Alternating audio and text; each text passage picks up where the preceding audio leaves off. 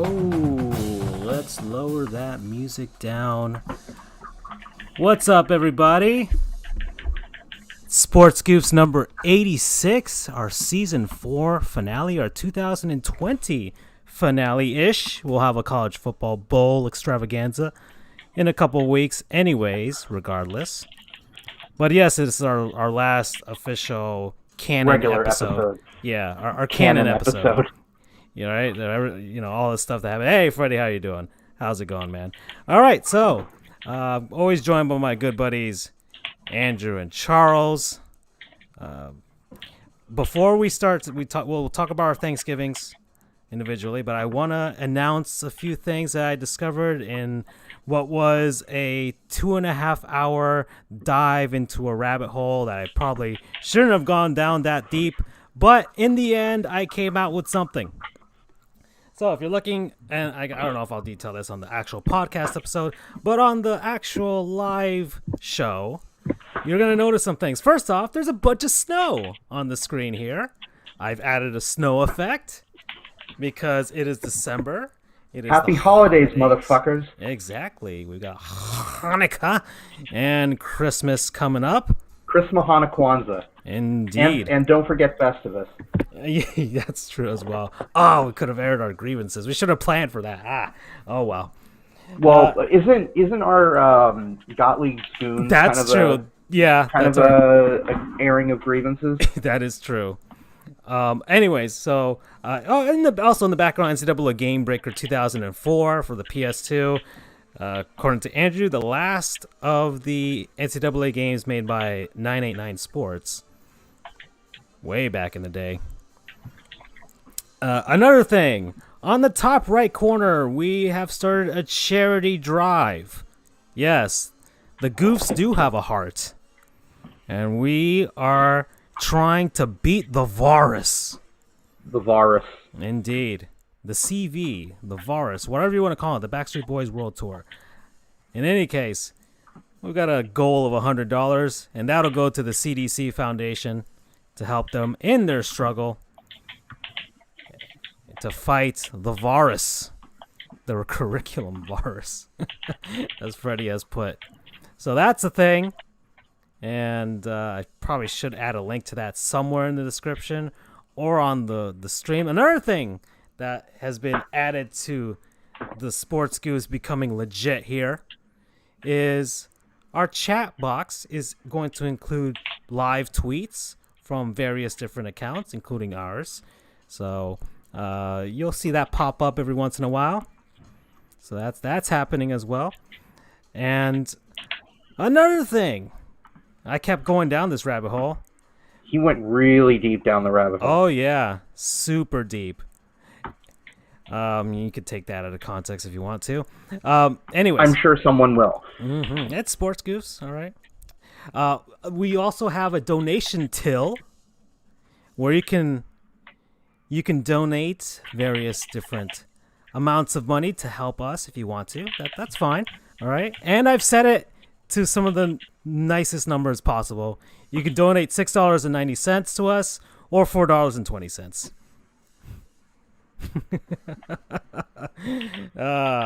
Don't you guys love any payment you give to us would be really, really nice. Indeed. That's another thing. We're gonna keep going down this rabbit hole. I can't believe this is the last episode of the season, and I finally institute all of these things that should have been instituted probably a year ago now. But whatever. We're here now. We have a legitimate podcast that's making us money, and we will soon be able to eat from the McDonald's dollar menu for all three of us. Mm-hmm. Actually, we made $3 already, so we can technically do that, but we will have to pay for our own tax afterwards. So grab that quarter, guys. Doing just in case. All right, so guys, we have merch. We do have merch. Can you believe that? We have merch. We have merchandise in which you can buy and tell the world, yes, I do watch and listen to Sports Goofs. And there it is on the top right corner of the screen. All right, we've got shirts, we got hoodies. I'm gonna show you I'm gonna show you it right now. Actually, let's do a live viewing of our merch store. So, if you want to know, if you want a link to it, it's very simple, guys. All you have to do is here. I'll type it for you. That's what I'll do. This is another thing, another innovation that I've added. All right, I can go directly to the chat, and I can just type in !merch. And you'll see a link there. Just click on that link. You'll head on over to our merch store. And yes, Empire of Sin is sponsoring us tonight. They just released today on December 1st. It's out now for your PlayStation 4, your Xbox One, your PC, and your Nintendo Switch. If you feel like being a 1920s era gangsta. All right. So. Who wouldn't want to be a 1920s gangster? Indeed. So, let's see if I can actually get this to show up on Google. You know what? I'll just type it in directly like that. While I'm doing that, guys, how was your Thanksgiving? It was good, man. How about yours? It was fine for me. I ate way too much. As evidenced by me and Andrew walking today, and I walked about 4 miles almost. So I'm working hard to fight off the weight. It was good for me. I mean, just trying to do certain things, and I realized that I have a problem, and I can't stop ever eating dinner rolls when they're available to me. Oh boy! Like everybody's just kind of weighing them out, and there's me, like I'm just gonna pocket this. I'm gonna pocket this. I'll pocket dinner rolls from a little child. I don't care. You know. All right, guys. So there's our merch store, the Goose Nest Gift Shop, as I have called it, and there are currently 4 things available. You can get a Goofs Kiss Cut sticker. You can plaster on whatever the heck you want. You got a Goofs mouse pad. All right, available in white there. We have a Goofs hoodie, as you can see there, and it's available in several different colors. Let's take a look at this. All right, you got it in red, you got the white, you got a light gray, and you got a dark gray. Look at that! Look at the quality of our logo on top of that. You know, you want to plaster that in front of people and tell them, "Hey, I listen to the It's the most beautiful thing you've ever seen." Indeed. Exactly. And we got a t-shirt. All right. And that t-shirt's available in navy blue. And we got it in white. We got it in black. And we got it in red. Oh, there you go. That's your new workout shirt right there, Charles. Yeah, you know, if it comes extra small, let them see what I got going on here. You can get it in small. There. That's the smallest we got. Or you can go with the triple XL and use it as a blanket. There you go. You know, you can be, and for those who like ugly sweaters, I'm sure you can find a way to make it ugly, whatever works for you. I think if you want style and class, you have to get this. You have to understand, it's the average price of every other shirt. It's cheaper than a can of Coal, gentlemen. Ladies, you know, you don't have to go to Victoria's Secret just to be warm and comfy. It's cold outside. Yeah. Like 50 degrees. You will never be more proud to support your local podcast goons than you would be today. Understand this, folks. Understand this. I will never be more proud in my life than what we just accomplished. My firstborn, meh, toss him in the trash. I will never toss away this shirt. It's beautiful. I don't even wear sweaters. I live in Florida. I don't believe in it. But guess what? I might get a sweater, right? I shouldn't have to buy my own product. You should buy our products. Go ahead. Support us. We need McChickens. There you go. Yes. Yes, indeed. So that's the Goose merch store right there. And yeah, I'm gonna take our month-long break to add more stuff to this insanity that we call Sports Goofs. And holy crap, look at the matchup here. The default matchup in Game Breaker. You got Miami versus Ohio State, the day that the U died. Beautiful. I'm not gonna lie, I just already want to sing American Pie now. If we can make a parody of that. You know, because every other radio show does it, so this could be the day that you died, and just do background clips, and we'll have me making crying sounds in the background. Are there any levees down here? Levees? I don't know. We won't know because the levee's dry, right, boys? Mm-hmm. and you're drinking whiskey and rye. Singing this would be... All right, stop this. I will sing karaoke. I'm not even drunk. I'm not trying to impress no peoples. No one needs to hear my dulcet tones. All right, guys. So that's it for the preliminary intro for the show. All right, we got all the administrative stuff out of the way. Sports did happen over the weekend and is happening this week as well. So we'll go over some stuff. NBA's dropping a lot of jerseys right now. The Heat just came out with a fantastic Vice jersey. The Milwaukee Bucks came out with junk, or as we call it, trash. Trash. Indeed. And yeah, let's see. Where do we go first, guys? I had mentioned this earlier, but I'd like to start off with motorsports. Motorsports. Probably the second time that it's been mentioned on the show. Mm-hmm. Last time was like last year's Daytona 500 or something, maybe. Right. So for those who don't know, I have become a bit of a Formula One fan over the past year or so. Thanks to Yellow's Marble Run. Well, not just that. By the way, check those out if you haven't yet. Yellow's Marble Run. But Netflix created a series called Drive to Survive, where, although by all accounts it was overly dramatized because Netflix, because reasons, drama sells. But it was a really cool look into the inner workings of Formula One. And Formula One is not that popular here in the U.S. because, A, none of the drivers are American, B, only one race a year is held in the United States, and I don't know, probably other reasons, but it is a huge sport. NASCAR, right? It's because NASCAR. But it's a huge sport elsewhere in the world. I would put it up there with soccer in terms of how widespread it is. I mean, there was a big push to try and get a Miami Grand Prix going down here until the virus hit. Donate to that. Donate to the charity, folks. Come on now. I mean, there's still a chance it'll happen. I mean, it'll obviously not be anytime soon because of CV, but yeah, it'll be interesting to have it. The U.S. race is currently held in Austin, Texas, over at the Circuit of the COTA, as they call it, COTA. I think it's Circuit of the Americas. Okay. Yep, Circuit of the Americas. Anyway, so, and just to give you an idea of why I think it's such a worldwide sport, last year, the last normal year, there were races held in Australia, Bahrain, China, Azerbaijan, Spain, Monaco, Canada, France, Austria, England, Germany, Hungary, Belgium, Italy, Singapore, Russia, Japan, Mexico, U.S., Brazil, and Abu Dhabi. Wow.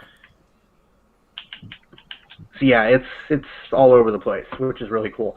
Anyway, let me get to the real reason why I'm discussing Formula One. This past Sunday was the 2020 Bahrain Grand Prix. Bahrain is, well, Bahrain. It's a country near the Persian Gulf. It is situated between Qatar and Saudi Arabia. So during lap one of the race, it was getting a little bit chippy. There were a lot of people, going all over the track. But then a huge incident happened. One of the drivers for the Haas racing team, Romain Grosjean, something happened with his car. It kind of veered out of control. It clipped into another driver, Daniel Kvyat, and Grosjean's car spun out of control, hit one of the metal guardrails. The car split in half and erupted into a gigantic fireball. Now, this isn't the 1970s or whatnot where fires were really common. Fires almost never happen these days in Formula One because they have the fuel tanks are now made out of Kevlar. There are so many safety features just for the gas tank. Yeah. That never happens anymore. So the fact that it exploded was huge. Second, as I mentioned, the car split in half, which we found out later was actually done by design because it helps dissipate some of the force. Because just a brief lesson, I guess, in how the car is designed, it's basically, they call it a survival pod, if I remember correctly. Is a car like a Halo or something? Yes, I'll get to that in a sec. So basically, it's like a cocoon, sort of, around the driver, and then the car is built around that.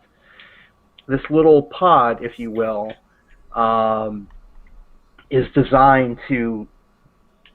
Everything else can break away except that. That has to stay intact. The driver's strapped in there with like a 6-point harness.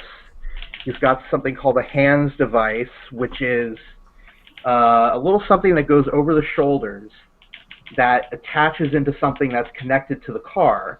It has these little straps that are connected to the back of the helmet.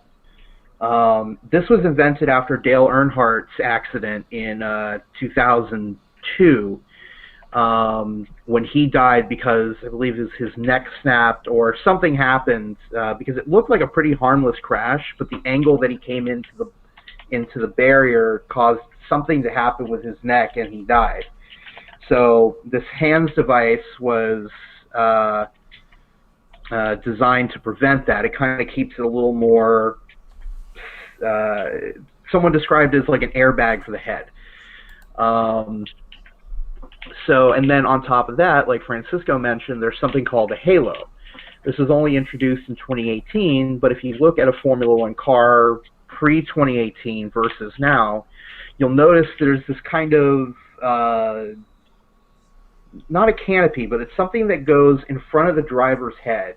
It connects behind the head to the car, wraps around in front, and then there's a kind of a segment in the middle that connects it to the car in front. And what this was designed to do, it was first introduced after an accident back in 2014 involving a driver named Jules Bianchi, who crashed into a crane vehicle that was lifting another car that had crashed, and he hit his head on the car, and unfortunately died. Not immediately, but it was a few months later, because he was in a coma basically the whole time. But what the Halo is designed to do is it adds a little bit of extra protection for the driver's head, because any objects more than likely will hit that first before it hits him. So, right. Anyway, so in this instance, I'm not sure if you've pulled up yeah, there it is. Yeah. So, on the right-hand side of that picture, there's another picture that shows it better. But something that is really not supposed to happen is the car got wedged inside of the barrier, which, and you see pictures there, a lot of very good pictures. Not good, but it gives you an indication of what happened. Right. This is from ESPN. I'm sure I could have, if I had known, I would have gotten more high quality images from Getty. But either way, you can still see the fact that he survived is a freaking miracle. Right. So what saved him was, anyway, I'll get away from the safety stuff, really, but what happened was when the car went into flames, he was trapped in there for about 17 seconds. Someone timed it out. Now, good news is the suit that they wear, the helmet and all, the suit that they wear, with the exception of the hands, is rated to survive fire for 20 seconds. and the drivers are trained to be able to unharness themselves and get out of the car in 10 seconds. They go through that training regularly. So, he was able to get out in 17 seconds, which is pretty fast considering that he sustained 53 G's of force going into the barrier, and that the front part of the car was wedged inside of the barrier, and it was on fire. So 7 seconds delay is not too bad. Here's where it was, as much as it was luck, there was so much that went right. For one thing, on the first lap of the race, there's always a medical car. It's kind of like a safety car that follows the pack. Since this happened on the first lap, that car was still on the track, and it raced up to him immediately, and they got to him within 10 seconds, maybe. Yeah. So that's huge. That's one. Two, there were marshals, people who monitor the track from the side. Basically, the second that the car went up, they were across the road with fire extinguishers, and they got started maybe within 10 seconds. And then the big story was the two people that were in the two of the people that were in the medical car was the driver Alan Merwa, I forget how it's pronounced. And then there was a Dr. Ian, I forget his name. But the two of them rushed up, and bear in mind, that's not really their job to go toward a flaming wreckage. And one of them actually reached into the fire and pulled out Grosjean, and eventually sat him down when he basically collapsed once he was clear of the vehicle. It was unbelievable. And between that, and the thing is, one other thing, he probably would have died if the halo wasn't there. The reason why is if you look at a picture of it, of that front portion, there's the picture, there's a still image of the person reaching and grabbing him out. The barrier hit the halo. So I'm going to pull up an image of the halo right here. Yeah, so the barrier crashed into the left portion of the barrier, or of the halo.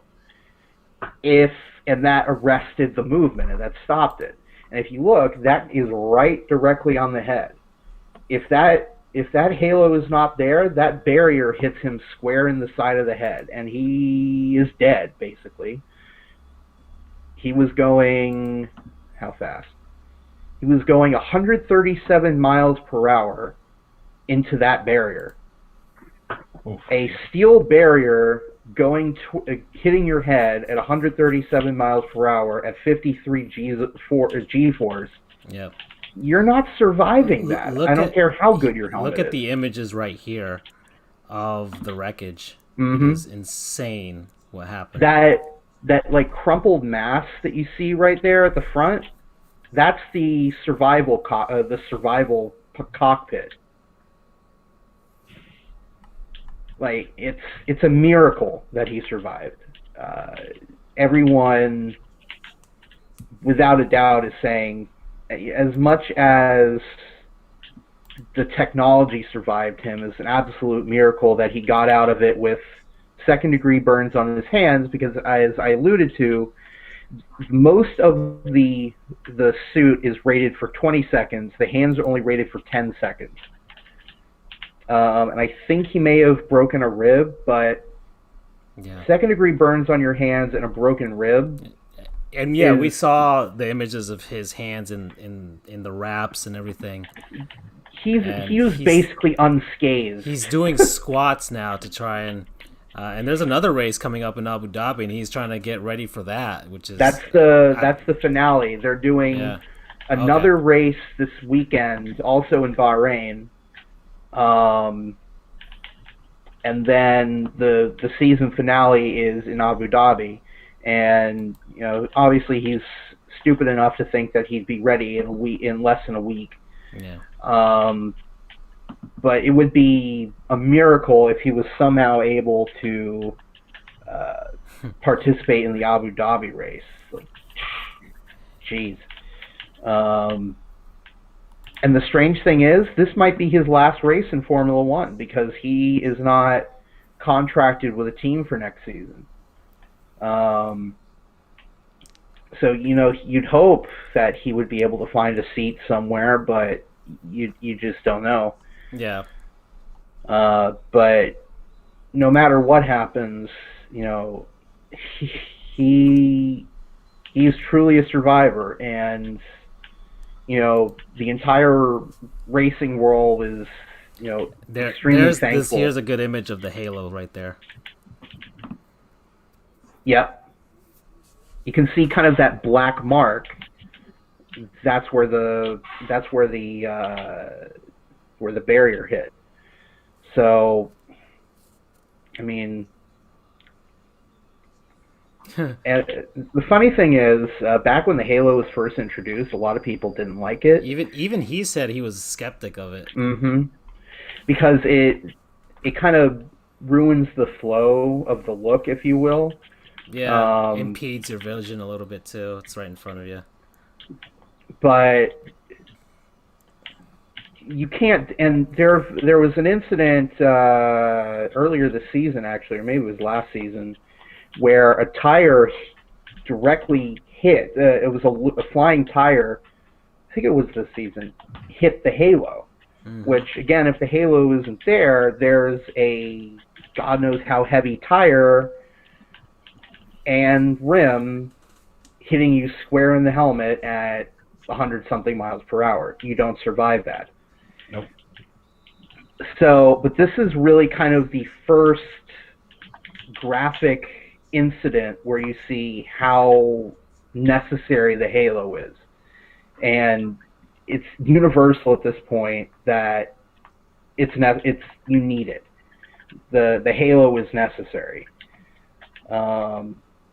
So any doubters, because sometimes it's like if you don't see any issues with something, it's like, I guess it's overrated. We don't really need it, and then it goes away, and then all of a sudden you take it away, and then you truly needed it.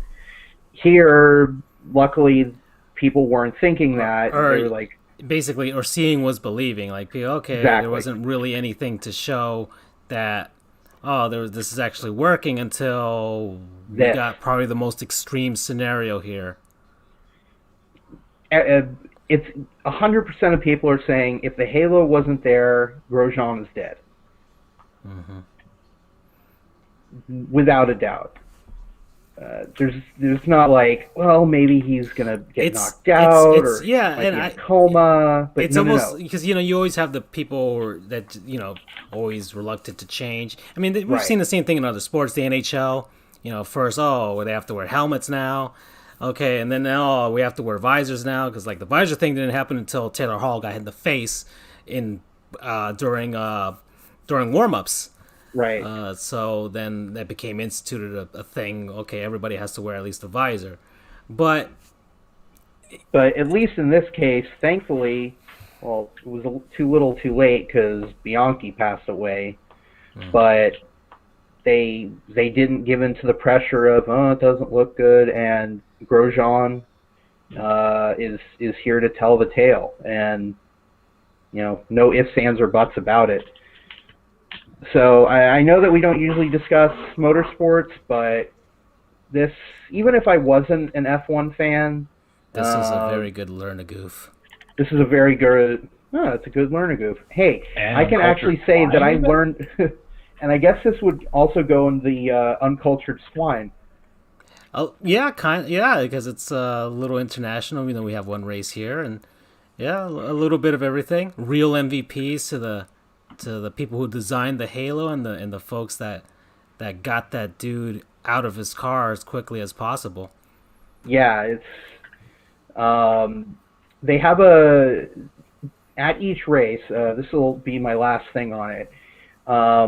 At each race, there's fan polling for something called Driver of the Day, And it's not necessarily, who won the race. It typically goes to the person who made like the biggest leap in the field. Like if someone were to go from last place to, a podium, which is the top three, they would probably get it. People voted in this case. They gave it to Grosjean out of, I don't know, respect or whatever. But there were a lot of people who wanted to do a write-in vote for the medical car driver Vanderweer, which he was very appreciative. But he and the doctor that was in the car were both very humble about it and said that they were very lucky that it worked out the way that it did. So that's a little bit about motorsports. And then before we go on, I just briefly wanted to touch on two things because history was made this year in Formula One. Lewis Hamilton, who is one of the drivers for the insane... They are the New York Yankees of Formula One right now. Oh, we just tested positive for the virus. Well, right.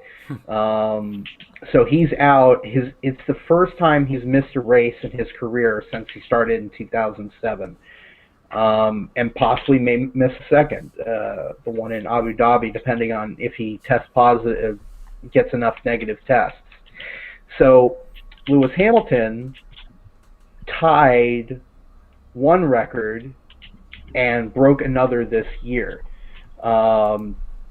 He tied the record for the most driver championships, with 7, tied him with Michael Schumacher. He set the win for the most races, most race wins.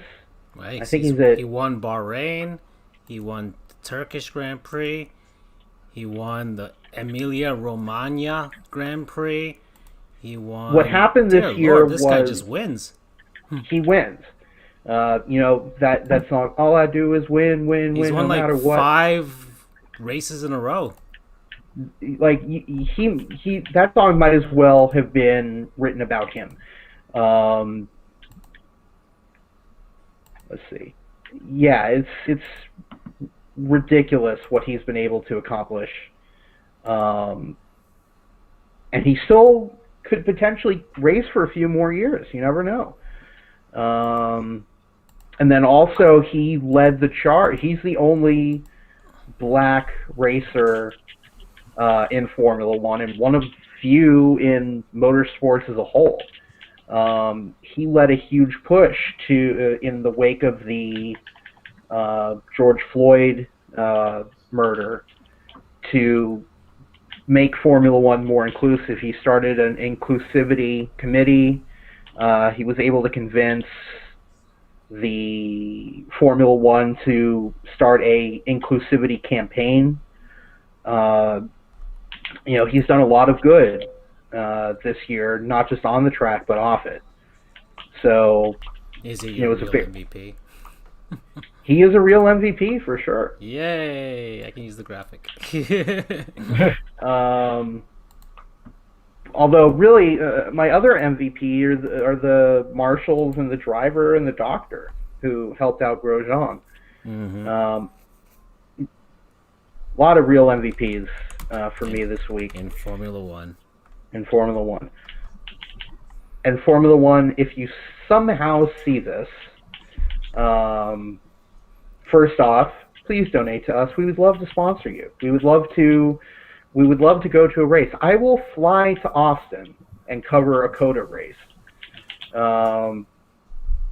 That's one. And two, please come to Miami. I want to go see a Formula One race. Doug would love to see a Formula One race. Yes. I would drag a huge racing fan. I would drag you two along to go see it. Mm. They had a thing at Marlins Park a couple years ago. They're not making left turns. It was like a race champions thing that they had. So. They had a Formula E race here a few years ago. Formula E is it's a bit different, but it's essentially sort of the same concept, but with electric vehicles only. Mm. Okay. I won't go into too further detail because that would take me another half of the episode. But basically, it's Formula One with electric vehicles is a quick way to describe it. All right. All right, guys. So thank you, Andrew. We got a little bit of real MVP. Any more? We can always go back to it later on if you guys think of any more. So that was very informative. I really liked it. We can always talk Formula One in the future. All right. I like me by racing video games. Don't worry. All right. Maybe you can drive one of those old timey 1920s cars in Empire of Sin. Maybe you can do that. It's in Chicago. All right, 1920s Chicago. You can be your own little Al Capone. All right. Or go to the Sports Goofs merch store. All right. Well, maybe we can get a fedora on there. Who knows? I don't know if that's an option. If it is, I'm gonna make one. You gotta have a fedora. Yeah, all right. Gotta grow out that neck beard. All right. So let me get to uncultured swine, guys, because I've been sitting on this one for a week now. I wanted to do it last week, but I felt like we needed to throw it out to our Canadian brethren. But then something popped up, and I'm like, I have to cover this team. Because this might be one of the most awesome things that I've seen in sports in a very long time. So, guys, we're going to take it back to baseball. Back to baseball. Yes, baseball is still happening somewhere in this world. Or at least it happened. And it happened in the KBO, the Korean Baseball Organization. We're going to learn about the NC Dinos. All right? This is a team that has merged two of some of my most favorite things in this world: baseball and dinosaurs. It's not a T-Rex at the bat, right? So, dear Lord, I would love it. But yeah, the NC Dinos. All right, they were established in 2011. Play out there in the KBO, playing Changwon, South Korea. And they have one championship, guys, and it was this season. Just recently, they are the 2020 KBO champions. And yes, they have their own trophy. That's all well and good. But, the trophy is a piece of metal, as Eternal Goon Rob Manfred has always said. But the NC Dinos ownership was like, no. This piece of trash trophy is not enough to celebrate our first ever championship. They're owned by a mobile video game developer. And we need something to commemorate this moment. All right, rings? Rings are old hack. No, guys, we're going to give our players a goddamn giant sword. That's awesome. All right. So, the NC Dinos presented their players with a commemorative sword, which this is a sword that you would find in an anime. Yes, like this is straight out of an Final anime. Fantasy or something. Actually, the sword is straight out of a video game, and it's straight out of I think one of the most successful mobile games. So I think it's the most powerful one you can get in the game. And they're like, we're going to make a real-life version of that. That's like a real circle jerk. You're promoting your own game with a team that you own. Yeah, ESPN. But it's a really impressive one. First off, kudos to ESPN for broadcasting the entire KBO season. They started it when the virus thing started to happen and it looked like we weren't going to get Major League Baseball. And they're like, okay, we're going to cover the KBO because Korea got their crap together. All right, donate to the fund, by the way, if you want to get the U.S. to get their crap together. And so they kept it going throughout the entire season. So they defeated the Doosan Bears in 6 games, and they got a freaking sword. And I'm just jealous. I mean, sheesh, man, the American sports are boring compared to this thing, man. Mm-hmm. Aside from Paul Bunyan's acts in college football, college football probably has the equivalent to this with their various rivalry trophies. That's probably the closest that we can get to that frickin' sword. So I think that's a fair assessment. yeah. Yeah, that's probably the closest we can get. We got Paul Bunyan's axe. We got the spear with or the gator head and stuff like that. That's probably the closest we've gotten to it. All right, and then we've got the most hallowed trophy ever, the Stanley Cup, but that's Canadian, so I don't know if we can. But it hasn't been claimed by a Canadian franchise in a long time. Also, we can't forget about their mascot, Swole Daddy. Guys, that is a fantastic name. So For sure. their mascot is a sauropod dinosaur, but he is swole, guys. And I mean swole. He is Swole Daddy. You can get your Swole Daddy t-shirts if you want. That's fine and all. All right, this was a previous mascot of theirs, but no, it's all about Swole Daddy. So NC Dinos, man. Oh, dear Lord, I love this, man. This is great. I now have a KBO team for sure. All right, I am NC Dinos forever. I don't know what mobile games they sell. I'm not gonna download any of them. Go get Empire of Sin instead. That's fine. But man, That is the He-Man sword. yeah, there were people putting the He-Man gifs and replying to that. That's a huge sword. I mean, that is awesome. I don't know where they're gonna put it in their ballpark. Like, could you imagine hanging stuff like that in your own stadium? I mean, the Yankees with like 27 swords out in the outfield. Now that's intimidation. It makes me. Don't you guys wish that they had a golden bat to include for like the World Series championship? Yeah. Just something additionally as a great peripheral.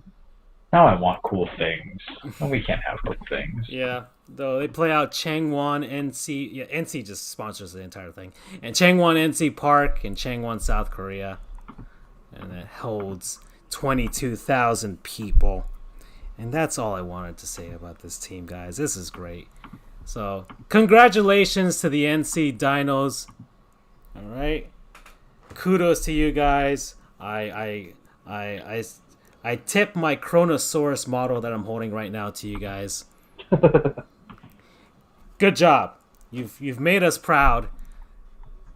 So that's Uncultured Swine for this week, guys. So we are about, let's see, we're 43 minutes into the show. So I guess our football talk should probably be for the second half. So that's fine. We can move on to You Go Girl, where we highlight a woman in sports. And Andrew, college football did a thing. Let me take it. This is my wheelhouse, boys. Shall I? Yeah, go ahead. Yes. Graphics up. Right on.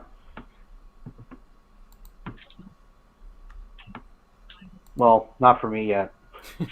All right. So, anyways, and as you can see, we've got the tweets popping up on the chat on the left side. All right. And along with, so Freddie's got some competition with the chat with the NFL and the NBA and NHL and Major League Baseball.